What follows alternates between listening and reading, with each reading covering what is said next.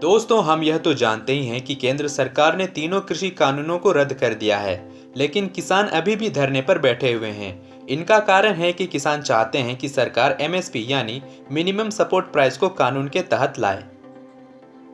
आखिर किसान एमएसपी को लेकर चिंता में क्यों है, आइए इसका कारण भी जान लेते हैं। आपके जानकारी के लिए बता दें कि एमएसपी पर फिलहाल भारत में कोई कानून नहीं है। एमएसपी सरकार की एक पॉलिसी है, यानी आप इससे ही समझ सकते हैं कि सरकार एमएसपी को कभी भी बंद या खत्म कर सकती है।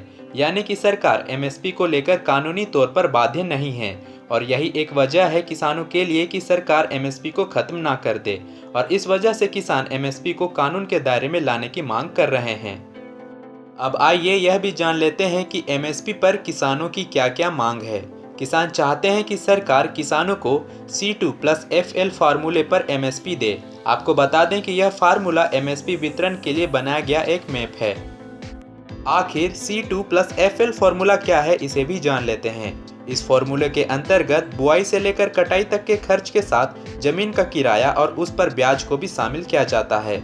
साथ ही उसमें उस पूंजी के ब्याज को भी शामिल किया जाता है जो किसान ने मशीन की खरीद पर लगाई है। इसके साथ फैमिली लेबर यानी किसान के परिवार के सदस्यों ने खेती में जो कामकाज किया उसकी मजदूरी को भी इसके तहत गिना जाता है। आगे की बात करें तो किसान चाहते हैं कि सरकार एमएसपी से कम कीमत पर फसल की खरीदी को अपराध घोषित करे और एमएसपी पर सरकारी खरीद लागू हो।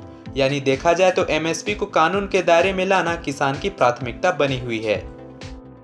आपको बता दें कि भारत में सिर्फ गन्ना एक ऐसा फसल है जिसे एमएसपी पर खरीदने के लिए सरकार कानूनी रूप से बाध्य है।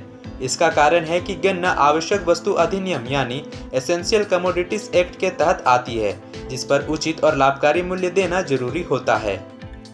आपके जानकारी के लिए बता दें कि 2012-13 के नेशनल सैंपल सर्वे ऑफिस के एक रिपोर्ट के अनुसार 10% से भी कम किसान अपनी फसल को एमएसपी पर बेचते हैं।